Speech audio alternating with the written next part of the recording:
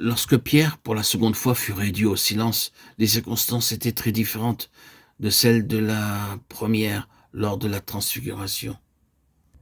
Luc 9, 33-35. Là, le moment se passait à Capharnaüm, dans Matthieu 17, 24-27. En cette occasion, les collecteurs d'impôts, s'adressant à Pierre, lui dirent: « Votre maître ne paie-t-il pas les 2 drachmes ?» Impulsivement, il répondit oui. Il ne s'était même pas posé la question de savoir si Jésus était ou non obligé de payer le demi-cycle du sanctuaire. Lorsqu'ils furent entrés dans la maison, Jésus aussitôt lui demanda: « Simon, qu'en penses-tu? Les rois de la terre, de qui perçoivent-ils des taxes ou un tribut? De leurs fils ou des étrangers ?»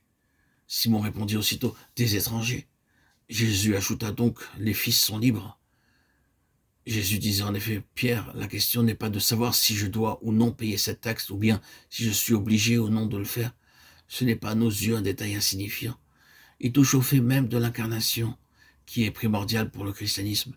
Il ne s'agit pas de savoir, voulait-il dire, si je dois payer ou si je ne dois pas payer, mais qui suis-je? Suis-je ou ne suis-je pas le Fils de Dieu? Si je suis un homme comme les autres hommes, alors je dois payer cet impôt. » Lorsque peu de temps avant cet incident, Jésus demanda à ses disciples: « Que disent les hommes que je suis ?» Ils répondirent: « Les uns disent Jean-Baptiste, d'autres Élie, et d'autres Jérémie ou l'un des prophètes. » Oui, les hommes disent qu'il est un grand homme parmi les hommes, mais admettre simplement cela laisse cette question fondamentale sans réponse. C'est pourquoi Jésus, après avoir posé cette première question d'ordre général, demanda plus précisément à ses disciples: « Mais vous, qui dites-vous que je suis ?» C'est là le point important. Simon-Pierre répondit: « Tu es le Christ, le Fils du Dieu vivant. » Jésus, reprenant la parole, lui dit: « Tu es heureux, Simon, fils de Jonas, car ce ne sont pas la chair et le sang qui t'ont révélé cela, mais c'est mon Père qui est dans les cieux. Et moi je te dis que tu es Pierre, et que sur cette pierre je bâtirai mon église, et que les portes du séjour des morts ne prévaudront point contre elle. » Matthieu 16, 16. La pierre de fondation de l'église, c'est que Jésus-Christ est le Fils du Dieu vivant. La confession de Pierre à Césarée de Philippe était basée sur une révélation divine. Maintenant, à Capharnaüm, elle avait perdu de vue cet aspect si important. Cette taxe d'un demi-cycle avait son origine à l'époque reculée de l'Ancien Testament, lorsque chaque mâle israélite avait atteint la maturité, versait cette somme en signe d'expiation.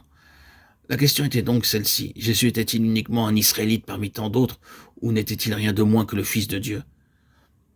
La question fondamentale à laquelle on doit répondre, ce n'est pas de savoir ce que Jésus a fait, mais de savoir qui il est. À Capharnaüm, Jésus confronta Pierre avec la question la plus fondamentale du christianisme. Cependant, ayant montré clairement à Pierre que puisqu'il était le Fils de Dieu, il n'était pas obligé de payer cette taxe, et comme son geste pouvait aussi être un sujet de trouble pour les autres, il dit à Pierre: « Va à la mer, jette l'hameçon, et tire le premier poisson qui viendra, ouvre-lui la bouche, et tu trouveras un statère. Prends-le et donne-le leur pour moi et pour toi. » Matthieu 17, 27. Nous voyons dans cela un autre principe qui nous est enseigné. Même lorsque notre position privilégiée nous libère de certaines obligations, nous ne devons pas nous en abstenir à cause des autres. La crainte ne doit jamais être le motif de l'abstention de nos privilèges spirituels, mais nous devons quelquefois les mettre de côté pour ne pas être une pierre d'achoppement pour les autres. Dans le cas que nous considérons, il était nécessaire pour le Seigneur d'arrêter Pierre parce qu'il s'agissait d'un principe fondamental qui était en jeu. Mais lorsque Pierre comprit la leçon, le Seigneur a laissé faire les choses afin de ne pas offusquer les autres.